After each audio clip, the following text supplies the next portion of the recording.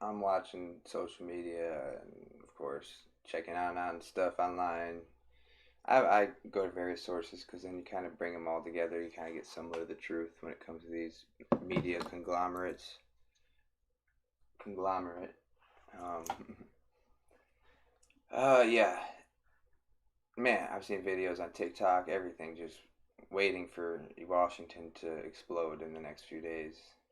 My guess it'll be this weekend because that's when people aren't working and they're gonna you know it's like they're doing it again with the Capitol building. You think that was bad? That took just a couple weeks of rioting people up and getting them together. But after that, with this extra stuff going on, it's just welcome to fucking Civil War, y'all.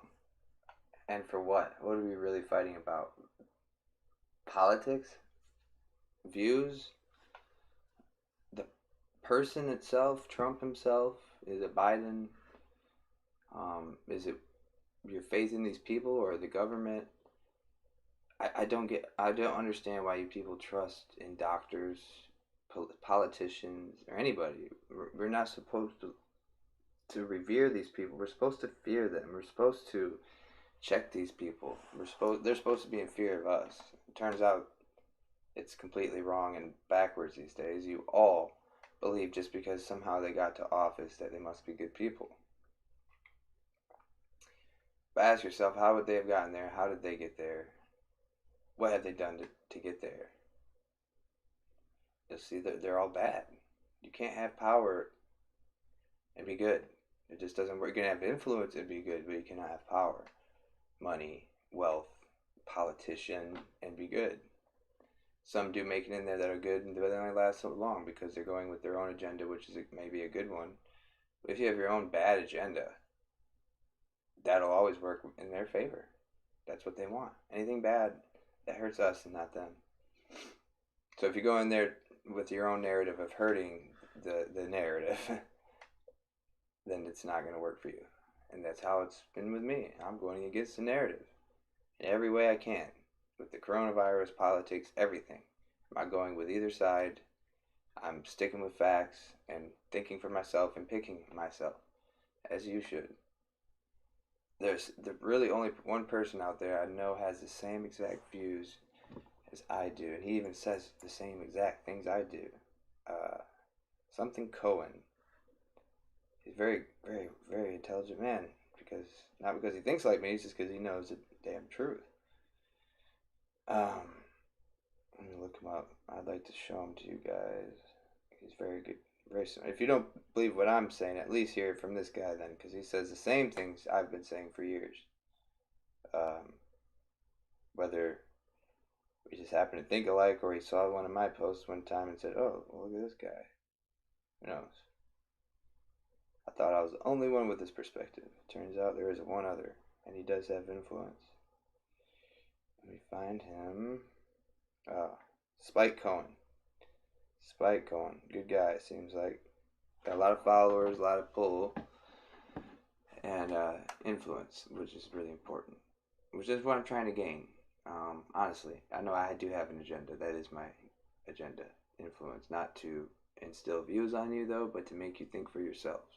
That's it. Empowering yourselves. Empowering you. And there's nothing in it for me. I'll be honest with you. Not a damn thing. I don't want money. I don't want donations. I want nothing. I want people to think freely, like like myself. I do think freely. I don't want you to be me or be exactly like me, but I want you to think critically and freely. Don't hold back. If you think something's wrong, call it out. Don't go with the narrative just because that person you think might have or might be a good person or you like them, whatever, they're pretty, whatever. You don't just say, "Oh yeah, I agree with you." No, say, "I question that. I want to have a respectful debate about it so I can see your point of view and mine, and then we can come to a conclusion and work that out." Don't just take shit for face value either on the news. Most of you see something and you post it, you instantly share it on the damn social media. Then other people hear it and they see it and they react to it and they think that's the truth. And it gets so disrupted you don't know truth from untruth if you heard it from which source. this is the whole problem with everything today.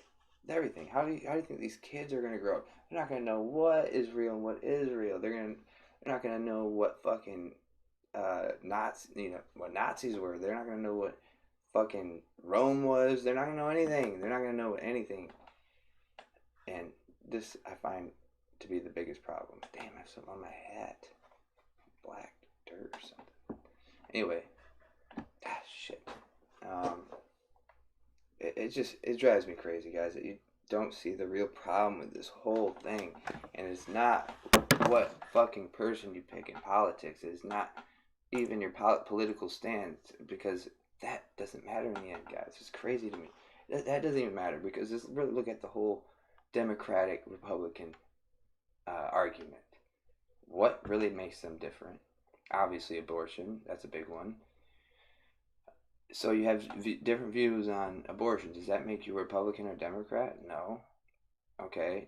As far as paying the rich or taking tax cuts from the rich, it seems like nobody really cares about those things, having conservative values and in economics. Nobody seems to get that.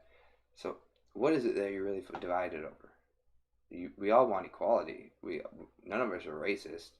I don't care, just because I may have conservative values doesn't make me racist, and vice versa.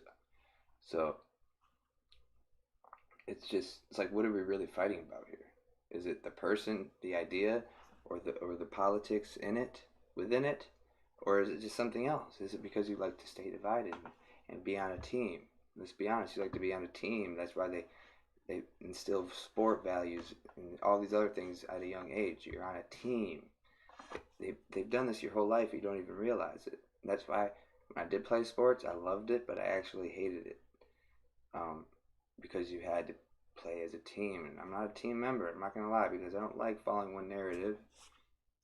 That's why I like baseball. I could be my own player.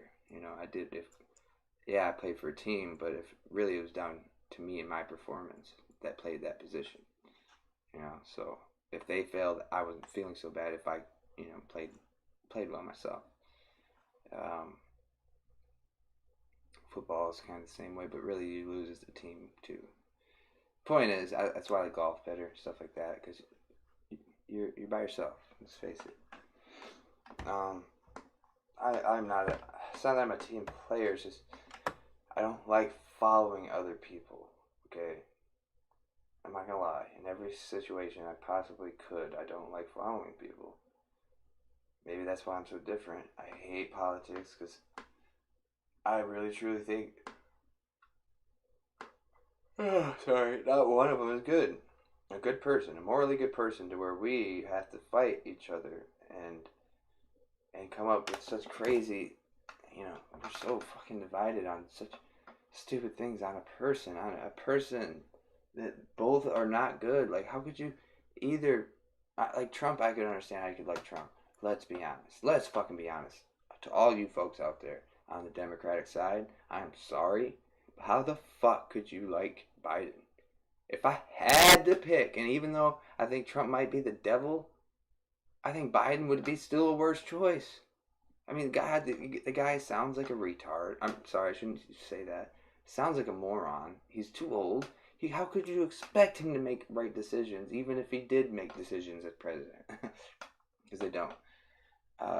That's how I know if they do keep Biden in there, it's because they really know they have no power. They have no say. They have advisors to tell them, hey, you fucking say this, you sign this, you do this, and you go on TV and act stupid. That's all their job is, y'all. They're PR. They're PR. Have someone to blame if something goes wrong, and then something goes right. They congratulate the government as a whole, as America as a whole. It's kind of funny. But they do it to their own people to fool you.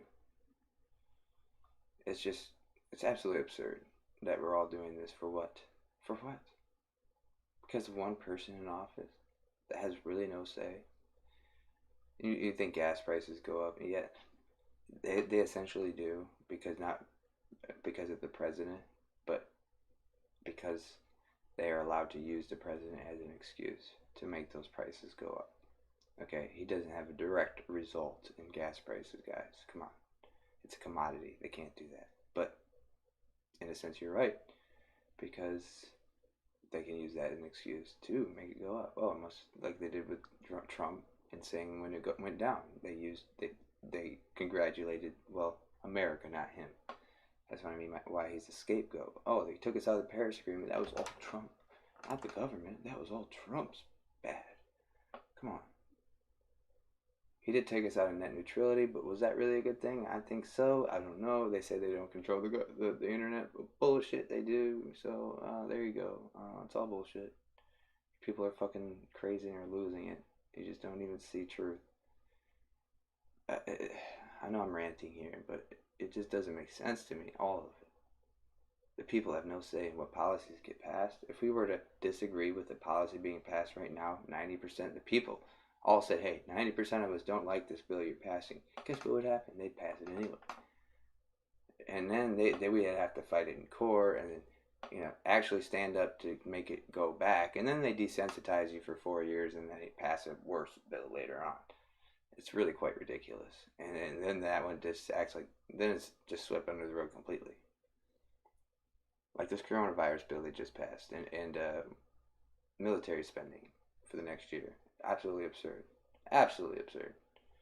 Nobody questions it. Nobody even bothers to read the laws passed because they're 3,000 pages long. You think the president read it? No, he just fucking signed it. You think he even closely understands it? No. I could barely understand half of it, and I'm smarter than fucking Trump. I promise you that. That makes you wonder who's really coming up with these laws. The legislators, and who's paying them, and why. Who's really coming up with all this creative content for laws, and then just blindly being passed by your peers that you put in office. Think about that. These are people that you entrusted into make the right decisions for you, but they don't.